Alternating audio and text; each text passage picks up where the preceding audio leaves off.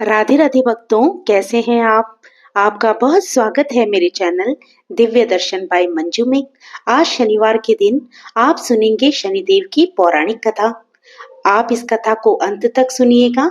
अच्छी लगे तो लाइक कीजिएगा और अगर आप मेरे चैनल पर नए हो तो प्लीज मेरे चैनल को सब्सक्राइब करना मत भूलिएगा।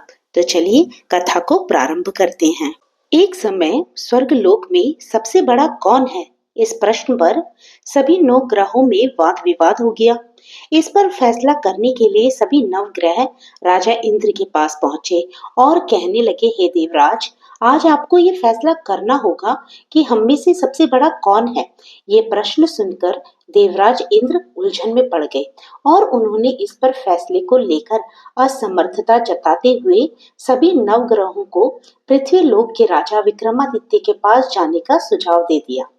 सभी ग्रह पृथ्वी के राजा विक्रमादित्य के दरबार में पहुंचे और राजा विक्रमादित्य से अपने प्रश्न का जवाब पूछा, जिसे सुनकर राजा विक्रमादित्य भी कुछ देर के लिए परेशान हो गए, क्योंकि सभी ग्रह अपनी अपनी शक्तियों के कारण महान थे।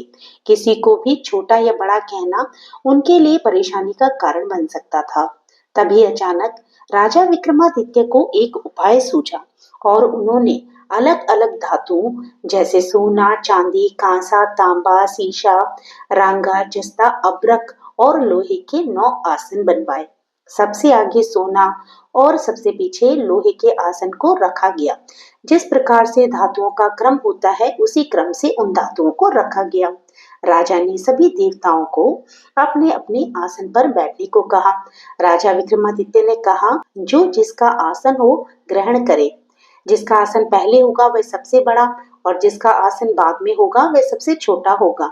चूंकि लोहे का आसन सबसे पीछे था, इसलिए शनिदेव समझ गए कि राजा ने मुझे सबसे छोटा बना दिया है। इस फैसले से शनिदेव नाराज होकर राजा से बोले कि हे राजन, तुमने मुझे सबसे पीछे बिठाकर मेरा अपमान किया है। तुम मेरी शक्तियों से परिचित नहीं हो। सूर्य एक राशि में 1 महीने, चंद्रमा 2 महीने 2 दिन, मंगल 1.5 महीने, बुध और शुक्र 1 महीने, बृहस्पति 13 महीने रहते हैं। लेकिन मैं किसी भी राशि पर 2.5 वर्ष से लेकर 7.5 वर्ष तक रहता हूँ। बड़े बड़े देवताओं को मैंने अपने प्रकोप से पीड़ित किया है। अब तुम मेरे प्रकोप से सावधान रहना। इस पर राजा विक्रमादित्य ने कहा, जो कुछ भाग्य में होगा वह देखा जाएगा। कुछ समय बाद जब राजा विक्रमादित्य पर 7.5 की दशा आई तो शनिदेव ने घोड़े के व्यापारी का रूप धारण किया और बहुत से घोड़ों के साथ विक्रमादित्य के नगर पहुंचे। राजा विक्रमादित्य उन घोड़ों को देखकर एक अच्छे से घोड़े को अपनी सवारी के लिए चुनकर उस पर चढ़ गए। राजा जैसे ही उस घोड़े पर सवार हुए, वह घोड़ा बिजली की गति से तेज दौड़ा। तेजी से दौड़ता हुआ घोड़ा राजा को दूर एक जंगल में लेकर चला गया और फिर वहां राजा को गिराकर स्वयं गायब हो गया। राजा अपने नगर लौटने के लिए जंगल में भटकने लगे, लेकिन राजा को कहीं भी कोई रास्ता नहीं मिला। राजा को बहुत तेज भूख और प्यास लगी थी। जंगल में बहुत घूमने पर राजा को वहां एक चरवाहा मिला।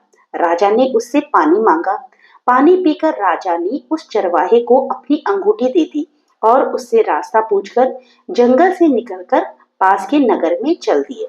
नगर पहुंचकर राजा एक सेठ की दुकान पर बैठ गए। राजा की कुछ देर दुकान पर बैठने से सेठ की बहुत बिक्री हुई। सेठ ने राजा को भाग्यवान समझा और उसे अपने घर भोजन पर ले गए। सेठ के घर में सोने का एक हार खूंटी पर लटका हुआ था।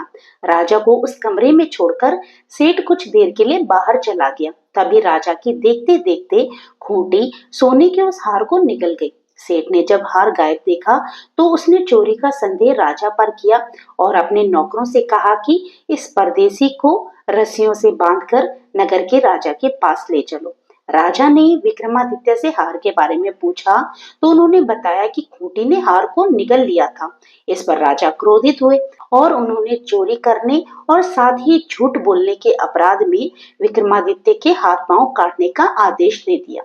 सैनिकों ने राजा विक्रमादित्य के हाथ पांव काटकर उन्हें सड़क पर छोड़ दिया। कुछ दिन बाद एक तेली उन्हें उठाकर अपने घर पर ले गया और उसे कोलों पर बिठा दिया। अब राजा आवाज देकर बैलों को हाँकता रहता। इस तरह तेली का बैल चलता रहा और राजा को भोजन मिलता रहा। शनि के प्रकोप की 7.5 पूरी होने पर वर्षा ऋतु प्रारंभ हुई। एक रात विक्रमादित्य मेघ मल्हार गा रहा था, तभी नगर की राजकुमारी मनभावनी रथ पर सवार होकर उस घर के पास से गुजरी। उसने मल्हार सुनी तो उसे अच्छा लगा, जिसके बाद राजकुमारी ने दासी को भेजकर गाने वाले को बुला लाने को कहा। दासी ने लौटकर राजकुमारी को बताया कि वह तो अपंग है, लेकिन राजकुमारी उसके मेघ मल्हार से मोहित हो गई थी, जिसके बाद सब कुछ जानते हुए भी उसने अपंग से विवाह करने का निश्चय कर लिया। राजकुमारी ने अपने माता पिता से जब ये बात कही तो वह हैरान रह गए। उन्होंने राजकुमारी को बहुत समझाया, लेकिन राजकुमारी ने जिद नहीं छोड़ी और प्राण त्याग देने की बात तक कही। आखिरकार राजा रानी ने विवश होकर अपंग विक्रमादित्य से राजकुमारी का विवाह कर दिया। विवाह के बाद राजा विक्रमादित्य और राजकुमारी तेली के घर में रहने लगे। एक रात स्वप्न में शनिदेव ने राजा से कहा, राजा, तुमने मेरा प्रकोप देख लिया। मैंने तुम्हें अपने अपमान का दंड दिया है। इस पर राजा ने शनिदेव से क्षमा मांगते हुए कहा, हे शनिदेव, आपने जितना दुख मुझे दिया अन्य किसी को न देना और मुझे माफ कर देना। इस पर शनिदेव ने कहा, राजन, मैं तुम्हारी प्रार्थना स्वीकार करता हूँ। जो स्त्री पुरुष मेरी पूजा करेंगे, कथा सुनेंगे, जो नित्य ही मेरा ध्यान करेंगे, चींटियों को आटा खिलाएंगे, वे सभी प्रकार के कष्टों से मुक्त हो जाएंगे और उनकी सभी मनोकामनाएं पूर्ण होंगी। अगले दिन प्रातः काल राजा विक्रमादित्य की नींद खुली तो अपने हाथ पांव देखकर राजा को बहुत खुशी हुई। उन्होंने मन ही मन शनिदेव को प्रणाम किया। राजकुमारी भी राजा के हाथ पांव सलामत देखकर आश्चर्य में डूब गई। तब राजा विक्रमादित्य ने अपना परिचय देते हुए शनिदेव के प्रकोप की सारी कहानी सुनाई। इधर जब सेठ को इस बारे में पता चला तो वह दौड़ता हुआ आया और राजा विक्रमादित्य के चरणों में गिरकर क्षमा मांगने लगा। राजा विक्रमादित्य ने उसे क्षमा कर दिया, क्योंकि वे जानते थे कि ये सब तो शनिदेव के प्रकोप के कारण हुआ था। सेठ राजा विक्रमादित्य को फिर से अपने घर ले गया और उन्हें भोजन कराया। भोजन करते समय वहां सबके सामने उसी खूंटी ने हार उगल दिया। सेठ ने भी अपनी बेटी का विवाह राजा के साथ कर दिया और बहुत से स्वर्ण आभूषण धन आदि देकर राजा को विदा किया। राजा विक्रमादित्य राजकुमारी मनभावनी और सेठ की बेटी के साथ अपने नगर वापस लौट गए। वहां पहुंचकर नगर वासियों ने हर्ष से उनका स्वागत किया। अगले दिन राजा विक्रमादित्य ने पूरे राज्य में घोषणा कराई कि शनिदेव सब ग्रहों में सर्वश्रेष्ठ हैं। प्रत्येक स्त्री पुरुष शनिवार को उनका व्रत करे और व्रत कथा अवश्य सुने। तो भक्तों, ये थी शनिवार के दिन सुनी जाने वाली कर्म फलदाता शनिदेव की कथा। आशा करती हूँ ये कथा आपको पसंद आई होगी। अगर आपको कथा अच्छी लगी हो तो इसे लाइक कीजिएगा और अगर आप मेरे चैनल पर नए हो तो प्लीज मेरे चैनल को सब्सक्राइब करना मत भूलिएगा। तो फिर प्रभु का नाम लेते रहिए, पुण्य के भागी बनते रहिए। जय श्री कृष्णा, राधे राधे।